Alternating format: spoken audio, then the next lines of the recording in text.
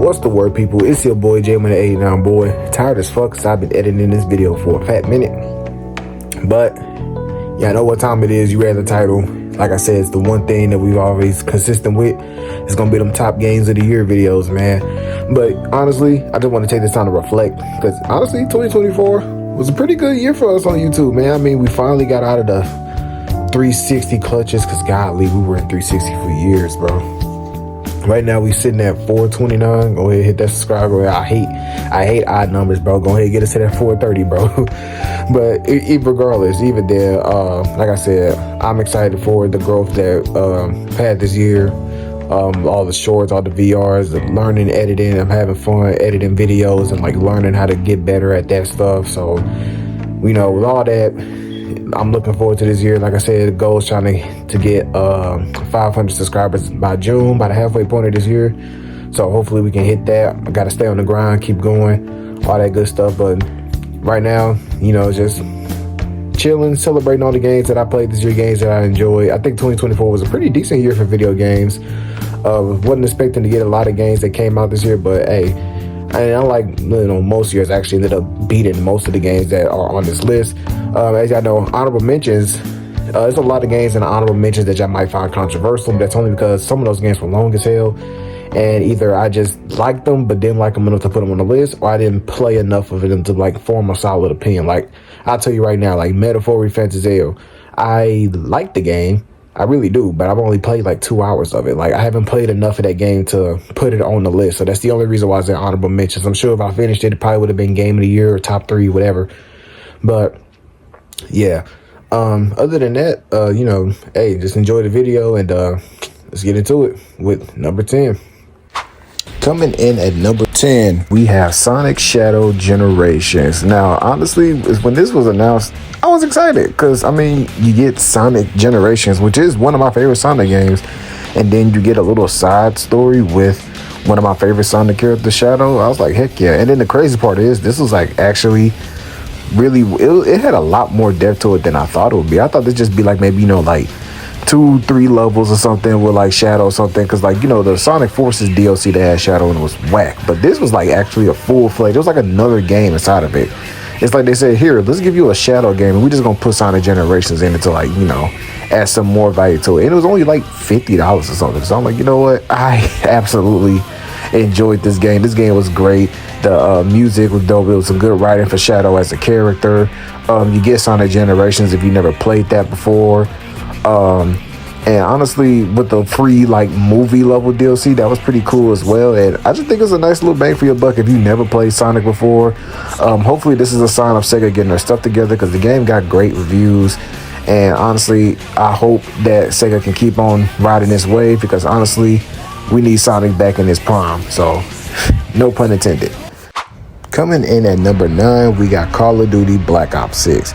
Now, I'll be honest, I wasn't really having a lot of high hopes for this game. Call of Duty been kind of like rough, especially with Modern Warfare 3. That was like embarrassing. I don't know, whoever bought that game, I know you wasted your money. Don't even try to lie about it. But Black Ops 6, after playing the beta, I was like, okay, the gameplay was actually pretty cool. The little Omni movement stuff, fire.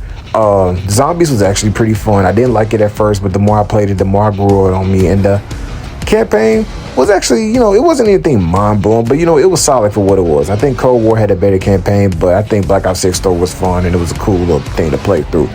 The multiplayer, super fun as well. I really ain't got more to say. I mean, it's Call of Duty. I mean, you know, Call of Duty was good this year. You know, they have their moments, and, you know, sometimes they're good, sometimes they're bad, but this year, they were the former. Coming in at number 8, we have Batman Arkham Shadow. I honestly had no hope for this type of game. I mean, let's be real. Me personally, I love VR, but I know VR isn't as mainstream as VR would like it to be, simply because, I mean, most people just probably don't want to do VR. I mean, you come home from a long day of work, you just want to sit home and play the game you control. You ain't trying to be standing up, moving around and all that stuff. But me personally, I love VR because it's a way for me to stay fit while also engaging with my favorite hobby. And this game right here, oh wow, I did not think after that VR Arkham game on the PlayStation 4, I did not think that they could, like, you know, improve it because I thought that game was freaking terrible. But this is like actually a VR game in Batman format. All the investigating and the combat's actually fun, and they actually like did the free throw stuff like really well. Doing a beatdown in VR where you flip the cape over their face and you just do the punches and stuff is like, bro, that was some of the most satisfying shit I've ever did in a video game. And like doing the little stealth takedowns and all that good stuff in VR felt so immersive, and this game was just like on point. Honestly, the only reason this game isn't higher is because this is the one game on this list that I did not finish because I'm trying to figure out how to record this for YouTube. But the bits that I played of it, the story seems interesting, the gameplay is great. I mean, it's VR, it's super immersive. I found myself in like cutscenes just chilling, sitting down, and I'm like, bro, this game is fucking fire. Like, they were in their bag with this one, and it made me want to see like a Spider-Man VR or something like that. And like, if I could get that, I'll be really happy. The Batman VR, Arkham Shadow, amazing. Get a Quest 3. It's only $300, bro. It literally comes with the thing, bro. Like, get it. I'm begging you. Coming in at number 7 is Stellar Blade. Now, I only played this game once on the channel and the demo and all that good stuff. And this game turned out to be exactly what I thought it was going to be. I said this game is going to be one of those little slept on, cool little action games that people might, you know, make fun of because it has like a sexy protagonist like Nier Automata and all that stuff. But at the core, it's going to be a pretty solid action game. And that's exactly what it was for like this studio's like first like big AAA game or something that they made for consoles. This game was fire. I enjoyed the combat, the music, the story kind of was like, but I mean, it was cool. Like the enemy designs were fire though. Had like great like atmosphere and all of that good stuff. But the game got, you know, swerved up in a lot of controversy because a lot of the fan base on this game, I'll be honest, they were being some fucking losers about this game. And like, don't get me wrong, I don't mind an attractive video game character. I'm pretty sure we all don't mind that. But the way some of these motherfuckers were like just trying to weaponize this shit into some type of movement, on the libs, yeah, this shit ain't woke like all the other. It's like, bro, it's a fucking video game character, bro. When you interact with real women in real life, I promise you, how sexy a video game character is the last thing on your fucking mind. Like, and I ain't afraid to say it. Like, Eve got a fat, juicy ass, and it be bouncing when she walk. That ain't the problem though. Like, they don't do anything for me though. It's like, okay, move on. Like the fact that some people made that shit their whole personalities, or they changed the costume, oh, they censored the game, and it's like, bro, relax. Do you even care to have fun and play the damn game, or are you just trying to beat your meat to it, bro? Like, like the community around this shit was weird as fuck. But overall, I think this game was solid. I wouldn't mind a sequel to Stellar Blade, and I honestly think if you got the time for it, go ahead and pick it up. Coming in at number 6, we got Tekken 8. Man, oh man, this is a fighting game, bro. I'll be honest, I wasn't really looking forward to this because usually how I play fighting games, I like to play a lot when the offline modes, even if it's just fighting the AI, you know what I'm saying, and then going to the lab, story mode, then hopping online. And usually Tekken don't really have that. You just do arcade. It's like, what if I want to fight a specific character? And they finally fixed that issue with Tekken 8. Like, you finally can do a regular fucking versus match. I'm like, it took you niggas this damn long to do that.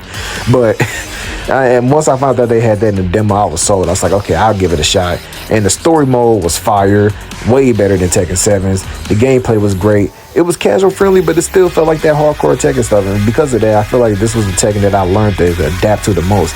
Like, now, there were literally people that I went to like college with that was like, oh, I'll fuck you up at Tekken. And then we got on this and I was actually dogging their ass. I'm like, yeah, hold on, fuck nigga, I play fighting games, watch out, bro. But honestly, I was pleasantly surprised with Tekken 8. It's definitely one of my favorite fighters of this generation so far, up there with Street Fighter 6. I don't know what the fuck Mortal Kombat doing, but I'm looking forward to the next season because you know it's gonna be another season. The last season just ended with Clive and all that good stuff, and it's like, whoever you are, I don't really give a fuck about Final Fantasy 16 like that, but you know, I don't give a fuck. But I did buy the game, and I mean, the character was cool and all. But anyways, Tekken 8, number 6. Looking forward to the future of the game, and go ahead and give it a shot if you like fighting games. Coming in at number 5, we got Black Myth Wukong. This game right here is definitely one of the more polarizing games for this year for me, because I think this game is great, but I also think this game is very flawed for what it is. But I did have a lot of enjoyment with the game, but I just can't help but feel like this game would have been better if it was just like a action beat 'em up like Power Fantasy, like Prototype, or like the Hulk Ultimate Destruction. Instead, it's like a Souls-like game like Elden Ring. And I'm like, bruh, every game try to be a fucking Elden Ring clone. It's like, dude, I'm playing as the monkey guy, Son Wukong, who talks all shit, bro. Like, let me feel like the powerful house motherfucking monkey, bro, instead of getting whooped by common enemies. But this game has a great art style. The combat is cool for what it is. They definitely have some work to do with it, especially being like, you know, their first game. Like, how you make a monkey game with no platforming or double jumping and all of that good stuff. But I will say that despite this game frustrating me sometimes, it was definitely one of the more unique experiences of the game. And even after beating it, my first playthrough still holds a lot of weight in my mind. So Wukong number 5. Coming in at number 4, we have Marvel Rivals. When this game first got initially revealed, I thought this game was gonna suck. I was like, bro, ain't nobody finna play no Overwatch with Marvel heroes. But I underestimated just how much people hated Overwatch, and myself included. Because when this game finally came out and I got to play it, I was like, you know what? This game is actually kind of cool. Like, and it's crazy because it makes playing a healer fun. Like, I don't even play with the characters that I thought I would end up playing, like Black Panther, Wolverine, or Spider-Man. Like, no, motherfucker, I'm Cloak and Dagger healing people, sending people to the dark dimension and protecting my team, bro. And then I think that's what makes a good hero shooter, when all roles can feel fun to play with. Like, yeah, I like playing with Venom or the Hulk for like tank, and I like playing with Iron Man and Scarlet Witch for like, you know, damage. But like, I mess with healing because I like to keep my teammates alive but also be able to help. And this game was just a really cool little fresh take, and I think it was something Marvel needed for the game and stuff, because it's a cool little team game. And I think even if you don't like hero shooters, you should give this one a try, because you might actually end up liking it. Now, honestly, I'm just waiting on them to add some characters I like. I mean, they added in the Fantastic Four now, but go ahead and add my boy Miles Morales, Ghost Rider, or something like that. Like, let's get some more people up in here, bro. Blade. But I mean, you don't have anything to lose with trying this game, because it is free to play on everything except Switch. So go for it. Coming in at number 3, we have Astro Bot. When they announced this game, I was like, wait, they're making a full game from the little demo game that comes with your PS5. And I was really happy, because when I played the little, you know, Astro's Playroom, when I first got my PS5, I was like, this is actually really cool. I wouldn't mind if they made an actual full game of this. And they did. And this game, like, bro, this game was just so freaking cool. And it what made me happy, I'm actually so glad that this game won Game of the Year at the Game Awards, because it shows that you don't need to have a game that has super realistic graphics and is boring as fuck anyway. And like, you just need to make a fun, cool, vibrant game. This game uses the PlayStation controllers, little the DualSense gimmicks and all of that good stuff. It's fun platforming, great music, and overall, it's a love letter to PlayStation games. You can find like all different like PlayStation heroes in robot form from like all different PlayStation games. Ratchet and Clank, God of War, like Sly Cooper, like, bro. And even now they just added more free stuff already. Like, they added Spider-Man and Miles to the game. And it's like, bro, come on now. This game deserves Game of the Year. It may not have been like, you know, the most realistic looking game, but it was the most fun game. And I think that's where gaming should be at the heart. It should be fun. And I think they succeeded with that. And it's a reason why that won Game of the Year. Pick this up. Coming in at number 2, we have Persona 3 Reload. See, I got some turn-based RPG on here. Wasn't the newest one, but yeah, I know I fuck with Persona heavy, especially after 5. And this game, I've always heard about how Persona 3 is like the best Persona game. And at the beginning of my playthrough, I wasn't really feeling that. But as I got through with more and more of the story, the characters felt way more dynamic and they felt like real characters. The music was great. How the story was paced out, it could have been a little bit better. It's basically just wait till a full moon before something important happens in the story. But as far as I'm concerned, I mean, they did the original Persona 3 justice. You can actually control different party members compared to just like letting them do their own thing. The music, like, I think it's illegal for Atlus to miss with a soundtrack, because even Metaphor's soundtrack is great. The ending to the story had your boy in your feelings. If you saw the video, you know exactly what went down. But this game was like great. One of the highlights of my year, bro. And honestly, if they want to remake Persona 4 like this, I'll play that too, because hey, Atlus don't seem to miss their RPGs, bro. And the Persona games are fire. So I recommend getting it. If you don't like turn-based RPGs, just give it a shot. It's on Game Pass still on Xbox, so go ahead.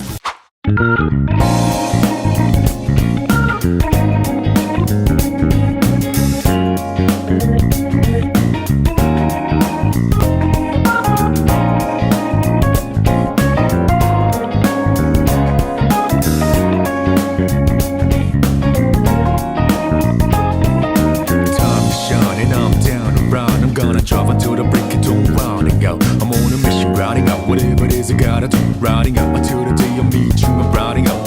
I look up in the skies, asking out a while, but never let it faze me. I'm keeping good vibes when I'm on the road. Watch out for all surprises. What it provides is good and bad, but nothing entices. Another one day in the night, let me paint the view, color down with my light.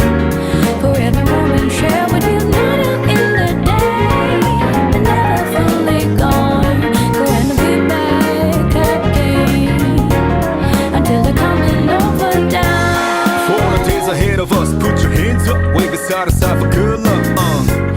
For the nights like this, put your hands up, love the moment even from dusk. Yo, you always got my back, and of course I got your back. Don't you worry about that now.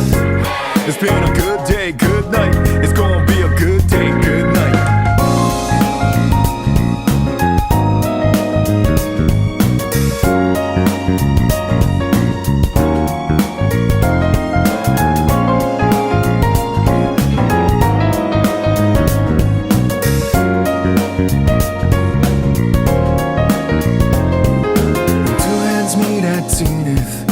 Nothing comes between us, dancing like ballerinas under the moonlight all night long. How these plain and simple scenes get painted so vividly by you. I just wanna stay with you. Around the world is slowly dance, whenever our eyes meet. You know you leave me in a trance. It means everything to me looking down below. The one I seek to find, no matter where you might go. Remember you'll be on my mind. Always watching over me, somehow you make me feel invisible. Power to my soul, yeah. I'm not easy things that used to bother me, cause your existence just lights me up, yeah. You always got my back, and of course I got your back. Don't you worry about that now. It's been a good day, good night. It's gonna be a good day, good night. Within the inner heart I plead for you to talk to me. I wanna hear all the good and bad, the stories you have. As I drift across the sky, the overhead turns high. So good night, let me sing a lullaby. I'll be singing, baby.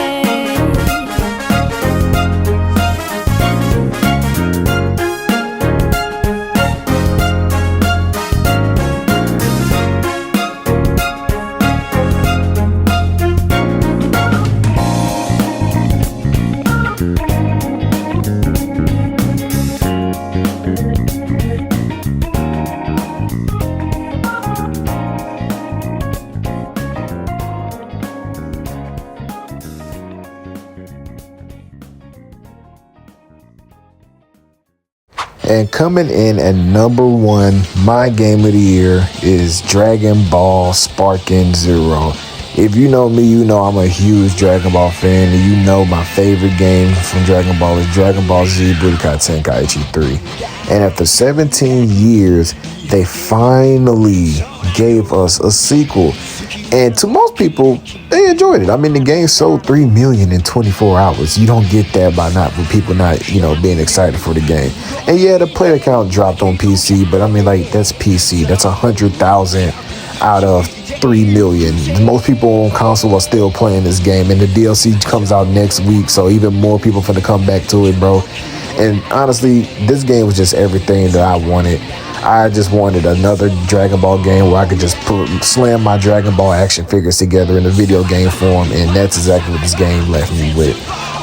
Could there have been some more maps? That's definitely my most disappointing thing with the game. Could have had some more maps. Some more offline modes wouldn't have hurt it, but I mean, honestly, I just hop on this and play offline for the most part. Online is a little toxic for me. I just don't like online because the connection is never that smooth, and it's like this is a very timing-based fighting game, and you can't really do that when input lag and all that good stuff. So see me locally, I'll whoop your ass. Online, you got me, you can beat me, but honestly, this game was just the Dragon Ball game that I've been waiting on for a long time.